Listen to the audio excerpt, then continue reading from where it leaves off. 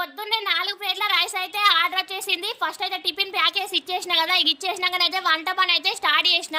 నేనేం వంట చేస్తానో మీకు చూపిస్తా, ఒకసారి వాచ్ చేయండి.